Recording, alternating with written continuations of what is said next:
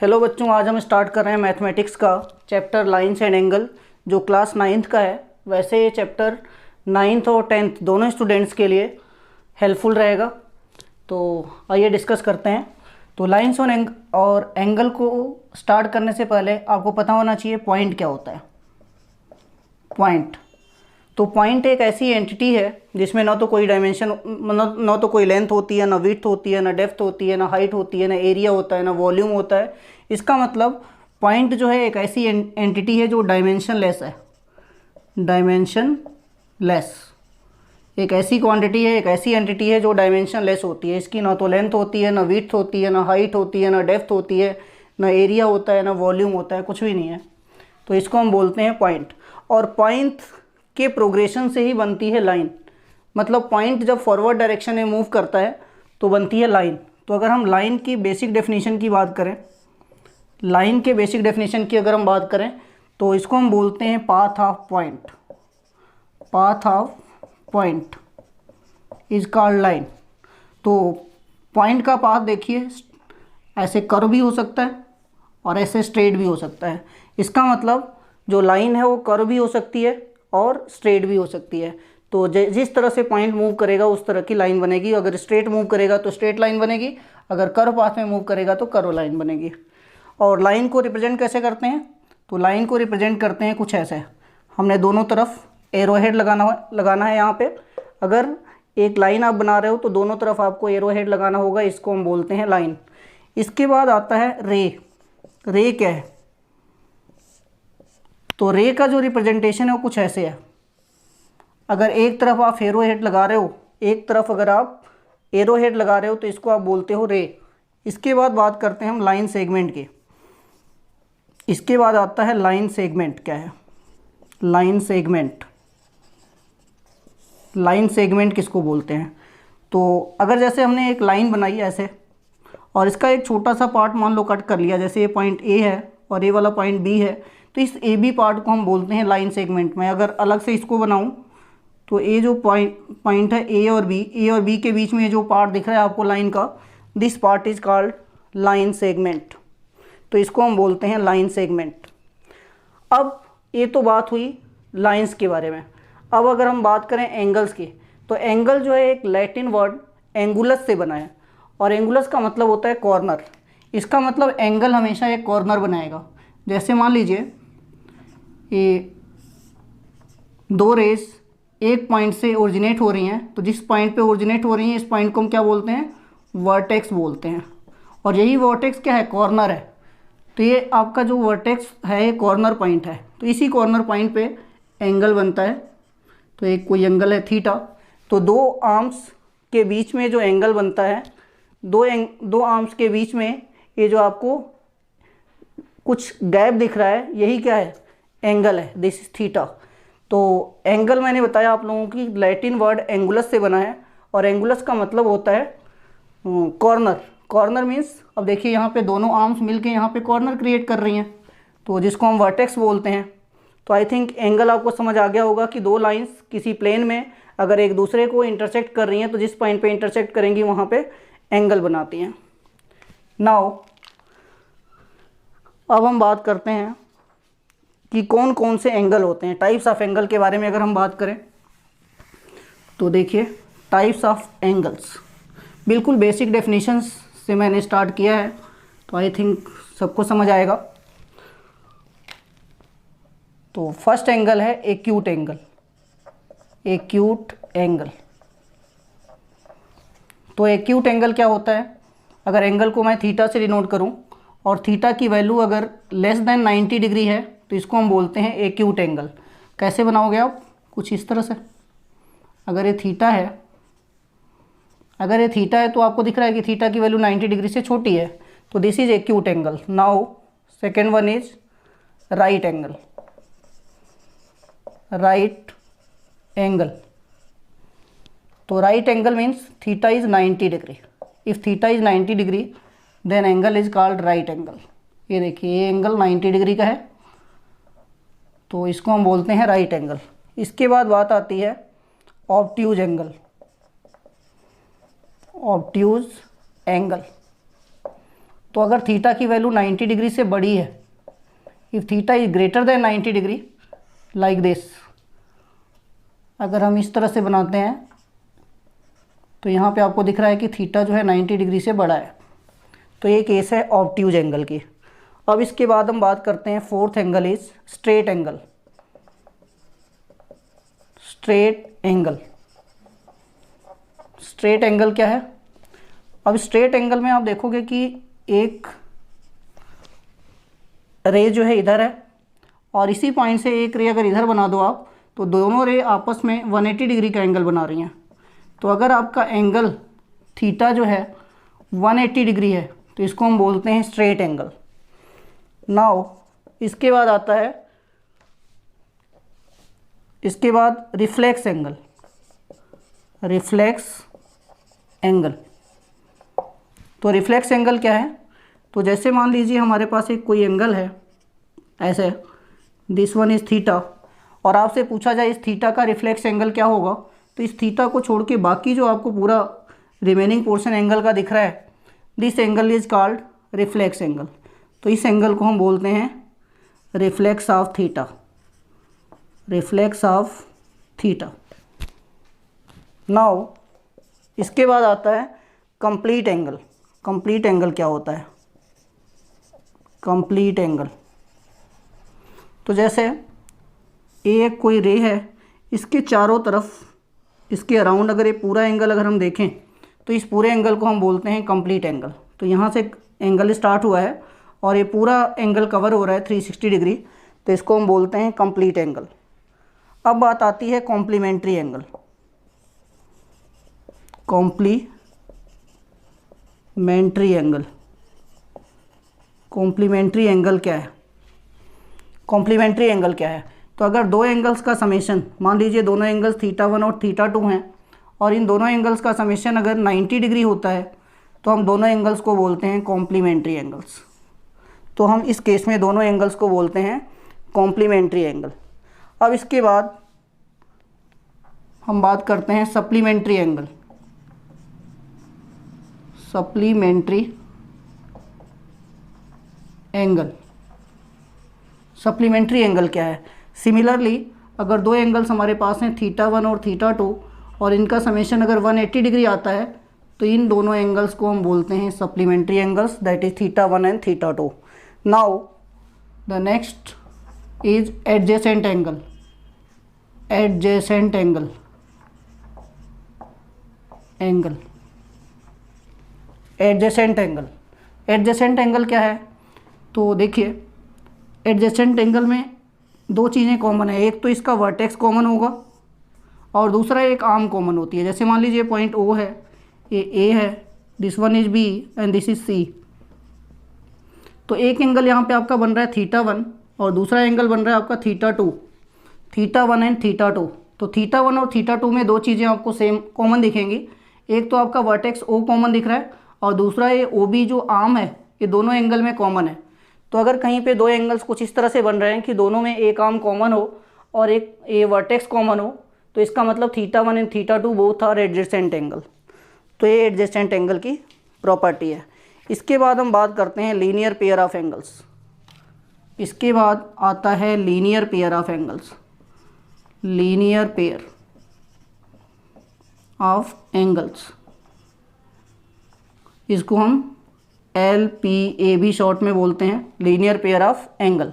तो देखिए अगर हमारे पास कोई स्ट्रेट लाइन है AB और मान लीजिए इसमें कोई, इस पर कोई पॉइंट है O और इस पॉइंट पे एक कोई लाइन है OC, तो एक एंगल आपको दिख रहा है कि इधर बन रहा है थीटा 1 और दूसरी साइड में एक एंगल बन रहा है थीटा 2। तो ये थीटा 1 और थीटा 2 दोनों जो हैं लीनियर पेयर बनाते हैं, क्योंकि अगर AOB स्ट्रेट लाइन है, तो अगर AOB स्ट्रेट लाइन है तो नेचुरल सी बात है पूरा का पूरा एंगल 180 डिग्री होगा।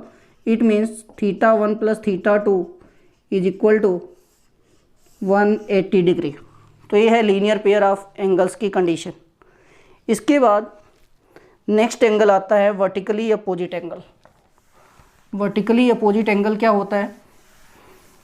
तो जब दो लाइंस आपस में एक दूसरे को इंटरसेक्ट करती हैं तो जो एंगल बनाती हैं, जैसे वर्टिकली अपोजिट एंगल,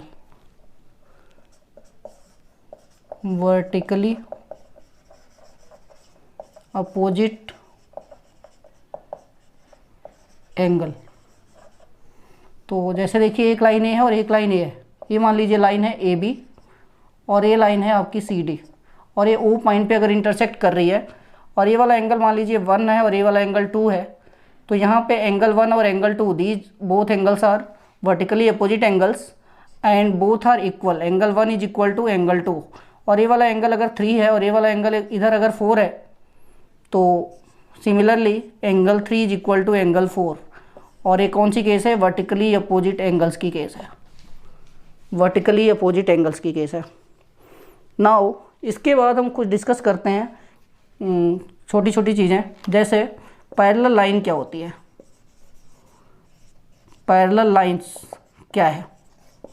तो पैरेलल लाइंस की अगर हम बात करें तो किसी एक प्लेन में अगर आप दो लाइंस बना रहे हो, किसी एक प्लेन में अगर आप दो लाइन बना रहे हो और दोनों लाइन कहीं भी किसी भी कंडीशन में अगर एक दूसरे को कट नहीं कर रही हैं, इंटरसेक्ट नहीं कर रही हैं, if there are two lines which can never intersect each other, then these lines are called parallel lines. तो ये अगर ए बी लाइन है, अगर ये ए बी लाइन है और ये एक सी डी लाइन है और ये दोनों लाइंस कहीं भी इंटरसेक्ट नहीं कर रही हैं और दोनों लाइन एक प्लेन में हैं, तो इनको हम बोलते हैं पैरेलल लाइंस। इसके बाद बात आती है ट्रांसवर्सल की। ट्रांसवर्सल तो एक ऐसी लाइन जो दो या दो से ज़्यादा पैरेलल लाइंस को टू और more than two number of lines can intersect, then the line is called transversal. तो this line is called transversal. Transversal, इस लाइन को हम बोलते हैं ट्रांसवर्सल। अब जब आप दो पैरेलल लाइंस या दो से ज़्यादा पैरेलल लाइंस को देखते हो कि कोई एक इंक्लाइन लाइन कट कर रही है, तो इसको आप ट्रांसवर्सल बोलते हो। और जब कोई इंक्लाइन लाइन या कोई ट्रांसवर्सल जब कट करता है तो यहाँ पे बहुत सारे एंगल्स बनते हैं, तो इनके करस्पॉन्डिंग बहुत सारी प्रॉपर्टीज़ हैं। तो मैं इसके रिगार्डिंग जो प्रॉपर्टीज़ हैं वो डिस्कस कर रहा हूँ, ध्यान से देखिए। मैं कुछ यहाँ पे नंबरिंग कर देता हूँ। मान लीजिए ये जो है एंगल 1 है, angle 2, angle 3, angle 4, angle 5, angle 6, angle 7 and angle 8। अब यहाँ पे सबसे पहले मैं बात करता हूँ वर्टिकली अपोजिट एंगल की। वर्टिकली अपोजिट एंगल तो देखिए 1 और 3 वर्टिकली अपोजिट है, 2 और 4 वर्टिकली अपोजिट है, 5 और 7 वर्टिकली अपोजिट है, 6 और 8 वर्टिकली अपोजिट है। और जितने भी वर्टिकल अपोजिट एंगल्स होते हैं सारे सेम होते हैं। इसका मतलब angle 1 is equal to angle 3, angle 2 is equal to angle 4, angle 5 is equal to angle 7 and angle 6 is equal to angle 8। All these angles are vertically opposite angle. इसके बाद मैं बात करता हूँ corresponding angle. Corresponding angles, corresponding angles. तो corresponding angle क्या है, अब इसी में देखते हैं। तो करेस्पॉन्डिंग एंगल जैसे 1 और 5 करेस्पॉन्डिंग है, 2 और 6 करेस्पॉन्डिंग है, 4 और 8 करेस्पॉन्डिंग है, 3 और 7 करेस्पॉन्डिंग है। All corresponding angles are equal. तो देखिए angle 1 is equal to angle 5, angle 1 is equal to angle 5, angle 2 is equal to angle 6, angle 4 is equal to angle 8 and angle 3 is equal to angle 7। All these angles are corresponding, corresponding angles। all these angles are corresponding angles। इसके बाद हम बात करते हैं alternate angle की। alternate angle, alternate angles क्या होते हैं? तो जैसे देखिए 4 और 6 ऑल्टरनेट हैं, 3 और 5 भी ऑल्टरनेट हैं। तो अगर कोई दो पैरेलल लाइंस को एक ट्रांसवर्सल कट करता है तो ये 4 और 6 ऑल्टरनेट बनेगा, 5 और 3 ऑल्टरनेट बनेगा। ये दोनों जो हैं ऑल्टरनेट इंटीरियर एंगल्स हैं। तो हम लिखेंगे angle 4 is equal to angle 6 because all alternate angles are same. तो 4 and 6 are same, angle 3 and angle 5 are same. These are interior alternate angle, interior alternate angles. इसके बाद एंगल 1 और angle 7 भी same होगा, एंगल 2 और angle 8 भी same होगा। तो आप लिखोगे angle 1 is equal to angle 7 and angle 2 is equal to angle 8, but these are exterior alternate angle, exterior alternate angles, exterior alternate angles. तो ये है कुछ प्रॉपर्टीज जब एक पैरेलल लाइंस को कोई इंक्लाइन लाइन या कोई ट्रांसवर्सल लाइन कट करती है। तो अब एक प्रॉपर्टी इसमें और है कि अगर किसी दो पैरेलल लाइंस को एक इंक्लाइन लाइन कट करती है तो देखिए ट्रांसवर्सल के या कोई ट्रांसवर्सल लाइन जब कट करती है या कोई इंक्लाइन लाइन कट करती है तो इस ट्रांसवर्सल के या इस इंक्लाइन लाइन के एक तरफ के ये जो कोई इंटीरियर एंगल्स हैं, कोई इंटीरियर एंगल किनको बोलते हैं, जो दोनों पैरेलल लाइन और ट्रांसवर्सल के बीच में बने हैं और एक तरफ के एंगल्स। तो एक तरफ के दोनों एंगल्स एक कोई इंटीरियर एंगल्स हैं। तो हम बोलेंगे एक प्रॉपर्टी और चौथी प्रॉपर्टी क्या, कि कोई इंटीरियर एंगल्स का समेशन 180 डिग्री होता है। Sum of co interior angles is equal to 180 degree, means angle 4 plus angle 5 is equal to 180 degree. Similarly angle 3 plus angle 6 is equal to 180 degree also. तो ये थी property जब दो parallel lines को कोई incline line cut कर रही थी। नाउ इसके बाद जब हम लाइन्स एंड एंगल पढ़ते हैं तो इसमें कुछ ट्रायंगल की भी प्रॉपर्टी कभी कभी आ जाती है। तो कुछ क्वेश्चंस उसके बेसिस पे भी आ जाते हैं, तो हम उसको भी थोड़ा सा डिस्कस करते हैं कि ट्रायंगल की प्रॉपर्टीज़ क्या हैं। तो जो प्रॉपर्टीज़ यहाँ पे यूज हो सकती हैं बस मैं वही डिस्कस करूँगा यहाँ पे। तो सबसे पहले अगर हम ट्रायंगल की बात करें तो ट्रायंगल जो है एक ऐसी क्लोज्ड बाउंड्री है, एक ऐसी क्लोज्ड एरिया है जो 3 साइड से बनी हुई है। तो किसी प्लेन में अगर आप 3 साइड्स से कोई बाउंड्री बना रहे हो, कोई एरिया बना रहे हो, तो उसको आप बोलते हो ट्रायंगल। तो ट्रायंगल में 3 चीज़ें कंटेन होती हैं। ट्रायंगल के अंदर 3 चीज़ें होती हैं। एक तो 3 साइड्स होती हैं, 3 एंगल्स होते हैं और 3 वर्टेक्स होते हैं। ये तीन चीज़ें होती हैं, 3 साइड्स, 3 एंगल्स और 3 वर्टेक्स। अब अगर हम बात करें कि ट्रायंगल्स होते कौन कौन से हैं, तो अगर हम साइड्स के बेसिस पे बात करें, on the basis of sides, तो देखिए ट्रायंगल कौन कौन से होते हैं। फर्स्ट होता है स्केलन ट्रायंगल। स्केलन ट्रायंगल कौन सा होता है, जिसकी साइड्स डिफरेंट होती हैं, तो हम लिखेंगे डिफरेंट साइड्स। एक ऐसा ट्रायंगल जिसकी साइड्स डिफरेंट होती है, दैट इज स्केलन ट्रायंगल। इसके बाद आता है आइसोसियल ट्रायंगल। आइसोसियल ट्रायंगल की क्या होता है, जिसकी 2 साइड्स सेम होती हैं, 2 साइड्स आर सेम, इसको हम बोलते हैं आइसोसियल ट्रायंगल। और तीसरा ट्रायंगल आता है इक्विलैटरल ट्रायंगल। तो इक्विलैटरल ट्रायंगल क्या होता है, जिसकी ऑल 3 साइड्स सेम होती हैं, ऑल 3 साइड्स आर सेम, तो इसको हम बोलते हैं इक्विलैटरल ट्रायंगल। अब अगर हम एंगल्स के बेसिस पे बात करें, ऑन द बेसिस ऑफ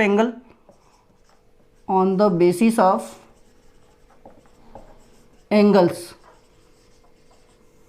तो भी ट्रायंगल को 3 पार्ट्स में डिवाइड किया गया है। कौन कौन सा, फर्स्ट एक्यूट एंगल्ड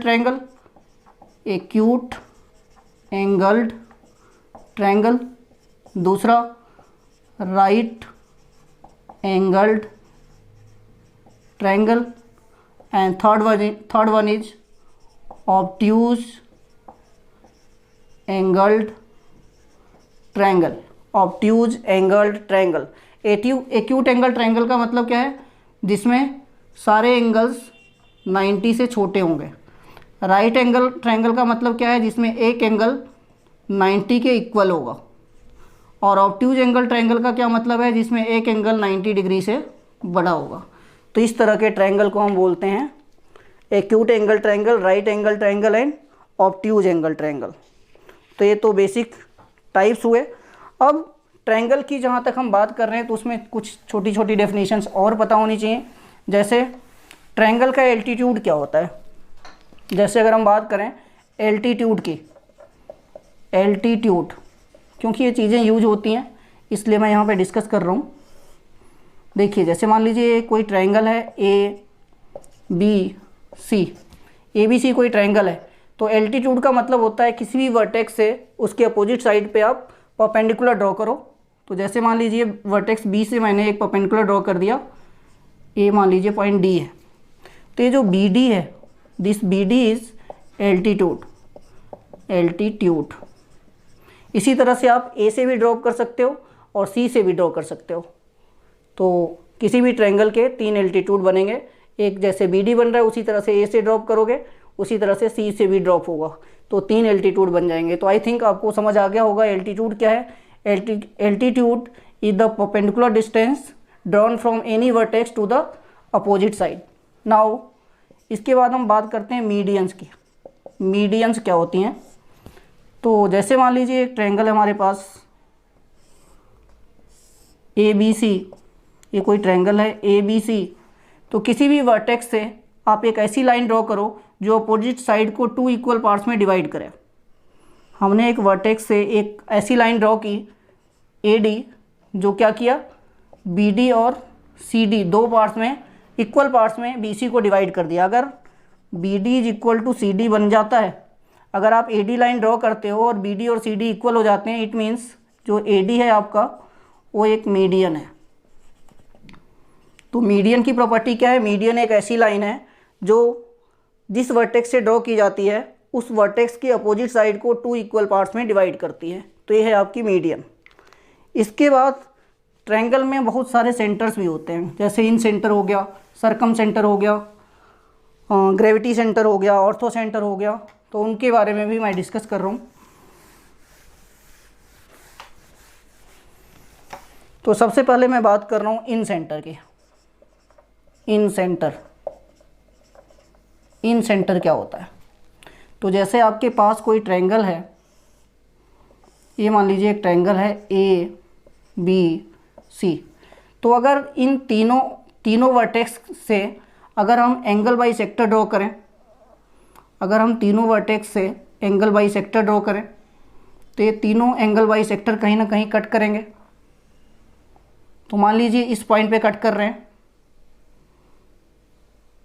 ये मान लीजिए पॉइंट है आई, इस आई को हम बोलते हैं इन सेंटर, इस आई को बोलते हैं इन सेंटर। और इसको अगर सेंटर लेट करके एक सर्कल ड्रॉ की जाए, तो ये सर्कल जो है कुछ इस तरह से ड्रॉ होगी जो तीनों साइड्स को टच करती है, जो तीनों साइड्स को टच करती है। इस तरह से एक सर्कल ड्रॉ होगी जो तीनों साइड्स को टच करेगी। अब इसमें अगर हम एंगल बी आई सी या एंगल ए आई बी या एंगल ए आई सी की बात करें, तो हम ये तीनों एंगल्स निकाल सकते हैं। इसके लिए फार्मूला है बी आई सी की वैल्यू, ये देखिए बी आई सी कौन सा एंगल है, ए वाला एंगल है, ए वाला B I C, this is 90 plus half of angle A, this is 90 plus half of angle A. उसी तरह से अगर आप ए आई सी निकालो, ए आई बी निकालो, तो एंगल ए आई बी कितना होगा, 90 degree plus half of angle C. Similarly A I C is equal to 90 degree plus half of angle B. तो ये जो है प्रॉपर्टी है, इसको आप नोट कर सकते हो। ये इन सेंटर की केस है। इन सेंटर कौन सा पॉइंट है, incentre is the intersection point of bisector of the angles. Incentre is the intersection point of bisector of the angles. तो ये आई जो है, ये आई क्या है, intersection point, intersection point of bisector of angles, ये है आपका इन सेंटर। इसके बाद हम बात करते हैं सरकम सेंटर की। सरकम सेंटर, सरकम सेंटर क्या होता है? तो सिमिलरली अगर आप एक ट्रायंगल लो, ये हमने एक ट्रायंगल लिया, मान लेते हैं ट्रायंगल है ABC। ये हमने एक ट्रायंगल लिया ABC और यहाँ पे देखिए इसका परपेंडिकुलर बाइसेक्टर बनाया मैंने। इसी तरह से इसका मैंने परपेंडिकुलर बाइसेक्टर बनाया और इसी तरह से इसका मैंने परपेंडिकुलर बाइसेक्टर बनाया, तो कहीं एक पॉइंट पे कट करेगा। इसको हम बोलते हैं सरकम सेंटर। परपेंडिकुलर बाइसेक्टर बोलने का मतलब ए वाली साइड इसकी इक्वल है, ए वाला एंगल 90 डिग्री है, ए वाली साइड इसके इक्वल है,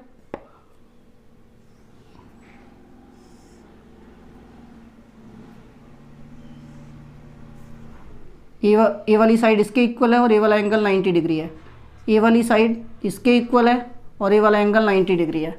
तो यहाँ पे एक पॉइंट बन रहा है, मान लेते हैं पॉइंट O है, तो इस पॉइंट को हम बोलते हैं सरकम सेंटर।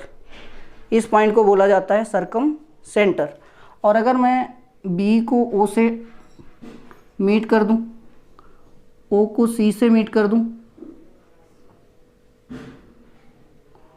O को अगर मैं C से मीट कर दूं और O को अगर A से मीट कर दूं, इस तरह से B को भी O से मीट कर दिया, A को भी O से मीट कर दिया और C को भी अगर O से मीट कर दूं, तो यहाँ पे angle BOC this is equal to 2 times angle A।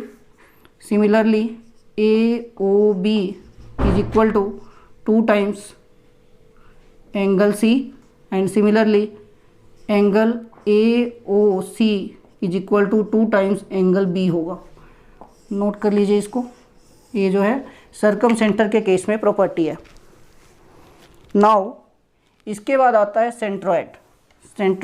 Centroid इसको हम ग्रेविटी सेंटर भी बोलते हैं और इसका दूसरा नाम बैरी सेंटर भी है।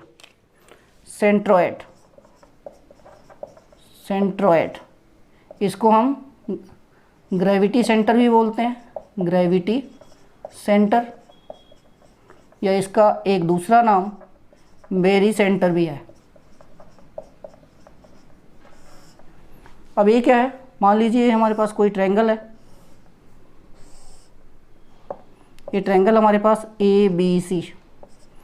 अब इसमें अगर हम मीडियंस ड्रॉ करें तो मीडियंस का जो कटिंग पॉइंट होता है वो होता है ग्रेविटी सेंटर या सेंट्रोइड, या इसी को हम बैरी सेंटर भी बोलते हैं। यहाँ पे हमने परपेंडिकुलर बाइसेक्टर का इंटरसेक्शन पॉइंट, यहाँ पे हम लिख सकते हैं परपेंडिकुलर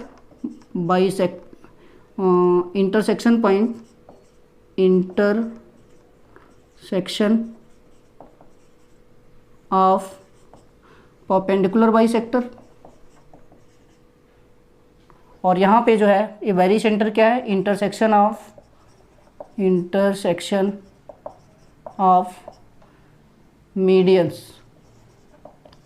और मैंने मीडियंस आप लोगों को पहले ही बताया कि मीडियंस जो है एक ऐसी लाइन है जो जिस वर्टेक्स से ड्रॉ होती है उसके सामने वाले साइड को, उसकी अपोजिट वाली साइड को 2 इक्वल पार्ट्स में डिवाइड करती है। तो जैसे ये आपकी मीडियन हो गई, ये वाली साइड और ये वाली साइड इक्वल हो जाएगी। इसी तरह से ये मीडियन हो गई, ये वाली साइड और ये वाली साइड इक्वल हो जाएगी। तो इसी तरह से ये देखिए एक मीडियन ये भी हो गई, तो ये वाली साइड और ये वाली साइड इक्वल हो जाएगी। तो ये तीनों मीडियंस देखिए इस पॉइंट पे कट कर रही हैं। अगर ये पॉइंट O है, अगर ये पॉइंट O है तो इस पॉइंट को हम बोलते हैं सेंट्रोइड या ग्रेविटी सेंटर। इस पॉइंट को बोला जाता है सेंट्रोइड या ग्रेविटी सेंटर। इसके बाद एक लास्ट सेंटर आता है, that is ortho centre. Ortho centre, ortho centre क्या है, तो एक ट्रायंगल लेते हैं हम, ये ट्रायंगल है मान लो ABC। अब ABC में तीनों पॉइंट से हम परपेंडिकुलर्स ड्रॉप करते हैं। तो यहाँ पे 90 डिग्री का एंगल बना, ये देखिए इधर भी परपेंडिकुलर ड्रॉप किया, ये 90 डिग्री का एंगल बना। यहाँ से भी परपेंडिकुलर देखिए इस वाले कॉर्नर से भी परपेंडिकुलर ड्रॉप किया, तो ये भी देखो 90 डिग्री का एंगल यहाँ पे बन रहा है। इसका मतलब ये वाला जो पॉइंट है इसको अगर मैं H से डिनोट करूँ तो H जो है आपका ऑर्थो सेंटर होगा। तो इसको आप क्या बोलोगे, इसको बोलोगे आप intersection point, intersection point of perpendiculars. Perpendiculars, intersection point of perpendiculars. तो ये जो H है ये आपका यहाँ पे ऑर्थो सेंटर है। अब अगर ये ऑर्थो सेंटर है तो अगर मैं एंगल BHC निकालूं तो मैं इसके लिए हमारे पास यहाँ पे फार्मूला है। अगर मैं BHC निकालूं तो BHC की वैल्यू होगी 180 डिग्री माइनस एंगल A। इसी तरह से अगर मैं BHA निकालूं तो BHA इज इक्वल टू होगा 180 degree minus angle C।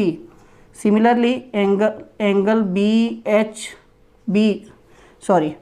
CHA, next angle CHA अगर निकालूं या AHC निकाला जाए तो ये होगा 180 डिग्री माइनस एंगल B। तो ये कुछ प्रॉपर्टी हैं ऑर्थो सेंटर के केस में। तो हमने 4 सेंटर्स पढ़े, कौन कौन से? हमने सबसे पहले पढ़ा इन सेंटर, फिर उसके बाद सरकम सेंटर, फिर पढ़ा हमने सेंट्रॉयड जिसको हम बेरी सेंटर या ग्रेविटी सेंटर भी बोलते हैं, और फोर्थ सेंटर हमने पढ़ा ऑर्थो सेंटर।